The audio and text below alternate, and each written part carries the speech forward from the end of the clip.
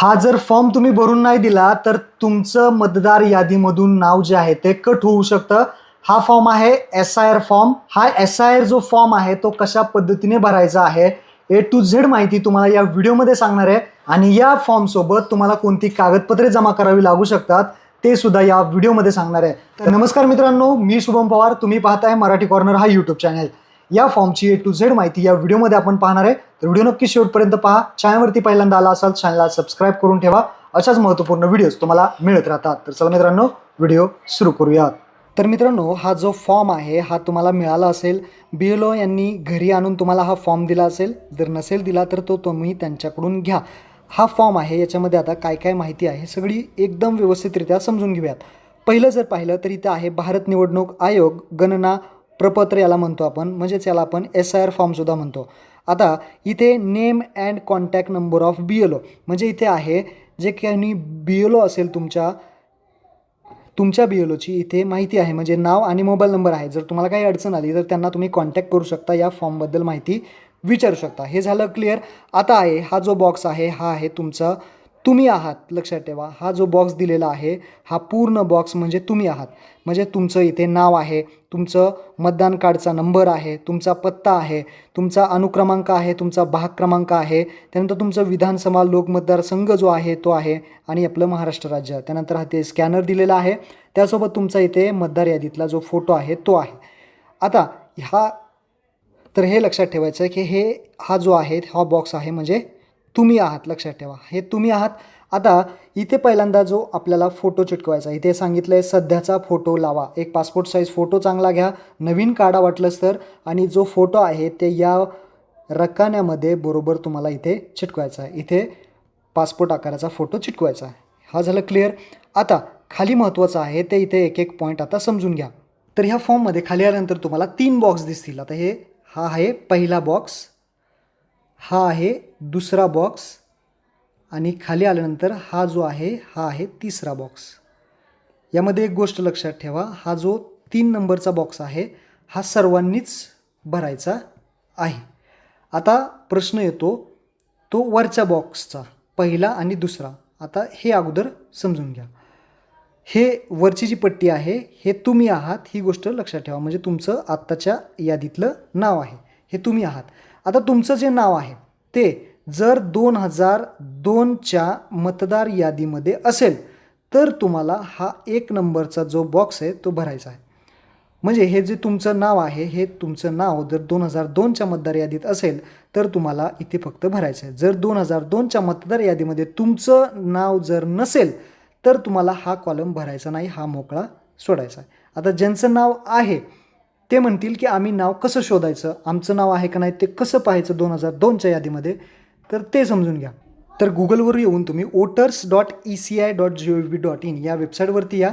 या वेबसाईटवरती आल्यानंतर इथे एक तुम्हाला बॉक्स दिसेल पहा, search your name in last SIR. या बॉक्सवरती क्लिक करा. क्लिक केल्यानंतर तुम्हाला इथे आपलं महाराष्ट्र राज्य सिलेक्ट करायचं, डिस्ट्रिक्ट तुमचा जिल्हा सिलेक्ट करा, तुमचा मतदारसंघ सिलेक्ट करा, आणि फक्त इथे तुमचं नाव टाका. आणि त्यानंतर खाली येऊन तुम्हाला इथे काय करायचं आहे, कॅप्चा आहे तसा टाकून या बॉक्समध्ये सर्च बटनावरती क्लिक करायचं आहे. म्हणजे 2002ची जी काही यादी आहे ती तुम्हाला पाहायला भेटेल. 2002च्या जर यादीमध्ये तुमची सगळी माहिती येईल, तुमची माहिती असेल किंवा तुमच्या वडिलांची, आजोबांची सगळी माहिती तुम्हाला या 2002च्या यादीमध्ये पाहता येईल. तर हा प्रश्न तुमचा क्लिअर झाला असेल. जर हे सुद्धा कळत नसेल तर तुम्ही BLO आहेत तुमचे, त्यांना तुम्ही विचारू शकता. ही गोष्ट लक्षात ठेवा. झालं. तर पहिला बॉक्स तुमचा क्लिअर झाला असेल. सिम्पल आहे. तुमचं हे जे नाव आहे ते 2002च्या यादीमध्ये जर असेल तर तुम्हाला आता इथे माहिती भरायची आहे. तुम्ही काय काय माहिती भरणार, तर तुमचं मतदाराचं नाव म्हणजे तुमचं नाव, मतदार ओळख क्रमांक इथे लिहायचा आहे पेनाने.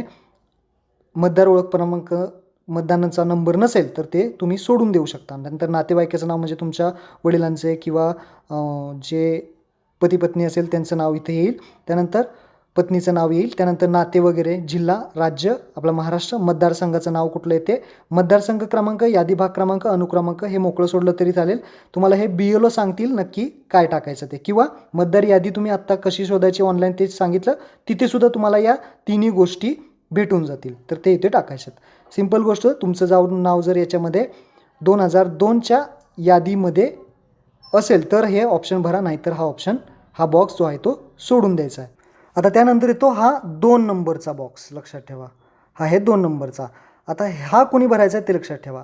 ज्यांचं नाव 2002च्या मतदार यादीमध्ये नाही, लक्षात ठेवा, 2002ची जी काही मतदार यादी आहे त्याच्यात नाव तुमचं नसेल तर तुम्हाला इथे माहिती भरायची आहे. आता इथे माहिती तुम्ही कोणाची भरणार तर पहा, लक्षात ठेवा, तुमच्या नातेवाईकांची मागील SIR मधील तपशील भरायचा आहे. म्हणजे आता तुमचं नाव 2002च्या SIR यादीमध्ये नाही आहे, परंतु तुमच्या नातेवाईकांचं नाव 2002च्या SIR यादीमध्ये जर असेल तर तुम्हाला मात्र हा जो तपशील आहे, हा जो बॉक्स भरायचा आहे. यामध्ये आता तुम्हाला शोधावं लागेल की तुमच्या वडिलांचं, तुमच्या आजीचं, आजोबांचं, तुमच्या आईचं किंवा तुमच्या चुलत्याचं, तुमच्या मामा मावशींचं जर नाव मागील SIR यादीमध्ये असेल, म्हणजे तुमच्या नातेवाईकांचं कोणाचंही नाव जर मतदार यादीमध्ये, अगोदर तुम्ही काय पाहणार, आई वडिलांचं नाव आहे का पाहणार. आई वडिलांचं नसेल तर तुम्ही आजी आजोबांचं पाहणार.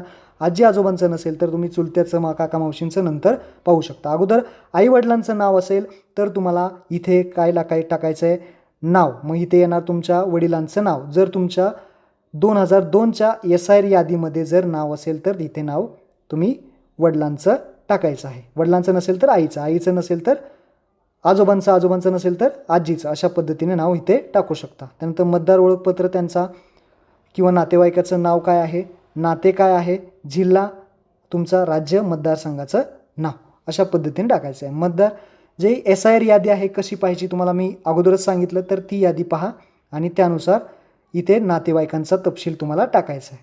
तुमचे जे काही नातेवाईक असतील त्यांचा तपशील फक्त या 2 नंबरच्या बॉक्समध्ये येणार आहे. नातेवाईकांमध्ये अगोदर आईवडिलांचं पहा, नंतर आजी आजोबांचं पहा, यादीमध्ये नाव आहे का 2002च्या SIR मध्ये, त्यानंतरच इथे माहिती भरा. त्यानंतर बाकीचं कोण असेल तर त्यांचीसुद्धा नातेवाईक म्हणून तुम्ही इथे माहिती देऊ शकता.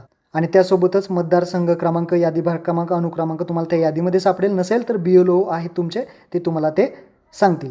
आता लक्षात ठेवा एक गोष्ट, जर तुमचं नाव 2002च्या मतदार, तुमचं स्वतःचं नाव जर 2002च्या यादीमध्ये असेल तर तुम्हाला फक्त हा बॉक्स भरायचा, परंतु हा बॉक्स तुम्हाला भरायचा नाही.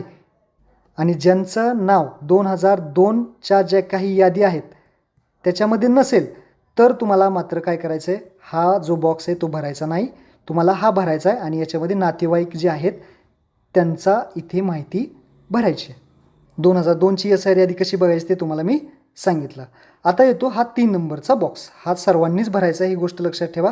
आता काही जण म्हणतील की आमचं 2002च्या यादीमध्ये सुद्धा नाव नाही आहे आणि 2002च्या यादीमध्ये आमच्या नातेवाईकांचं सुद्धा नाव नाही आहे, कुणाचंच नाव नाही आहे.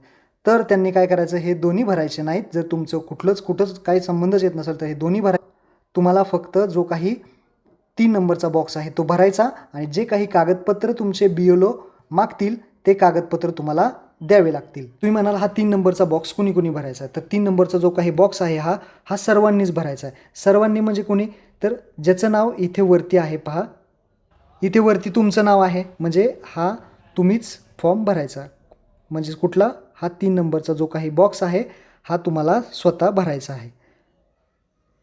मग यामध्ये तुमची जन्मतारीख इथे लिहायची आहे.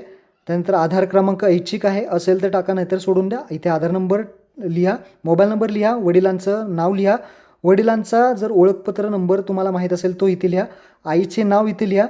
त्यानंतर आईचा जर मतदानाचा नंबर असेल माहीत तो इथे लिहा. पती किंवा पत्नी, जर पतीचे नाव असेल तर ते तुम्ही इथे लिहू शकता. पती किंवा पत्नीचं जर मतदानाचं ओळखपत्र असेल तर त्यासोबत तुम्ही इथे लिहू शकता. तर अशा पद्धतीने तुम्ही लेडीज असो जेंट्स असो तर हे 3 बॉक्स जे आहेत ते तुम्हाला अशा पद्धतीने भरायचे आहेत. तर 3 बॉक्सची माहिती तुम्हाला समजली असेल आणि त्यासोबतच तुम्हाला प्रौढ व्यक्तीची सुद्धा घेऊ शकता किंवा मतदाराची, म्हणजे तुमची स्वतःची सुद्धा सही इथे करायची आहे. त्यानंतर मतदार केंद्रस्तरीय जे अधिकारी BLO वगैरे असतील त्यांची इथे ते त्यांचं ती स्वाक्षरी करतील. अशा पद्धतीने हे 3 बॉक्स तुम्हाला कसे भरायचे समजले असतील. हा जो फॉर्म आहे तुम्हाला ऑफलाईन भरून द्यायचा आहे, म्हणजे जे काही BLO असतील तुमचे त्या BLOकडे जाऊन हा जो फॉर्म आहे तुम्हाला भरून द्यायचा आहे. BLO तुमच्याकडून आधार कार्ड मागू शकतात, जन्म प्रमाणपत्र मागू शकतात. जर जन्म प्रमाणपत्र नसेल तर शाळा सोडल्याचा दाखला मागू शकतात. तर काही केसमध्ये ही कागदपत्रे तुम्हाला मागितली जाऊ शकतात, तर ती कागदपत्रे तुम्ही त्यांना देऊ शकता. तर अशा पद्धतीने हा SIR फॉर्म भरायचा होता. आपण पुढच्या व्हिडिओमध्ये हा जो SIRचा फॉर्म आहे तो ऑनलाईन पद्धतीने कसा भरायचा ते आपण येणाऱ्या व्हिडिओमध्ये पाहणार आहे. त्यासाठी आपल्या चॅनलला सबस्क्राईब करून ठेवा. SIR फॉर्म ऑनलाईन कसा भरायचा पाहूयात नेक्स्ट व्हिडिओमध्ये. हा महत्त्वपूर्ण व्हिडिओ सर्वांना नक्की शेअर करा. धन्यवाद.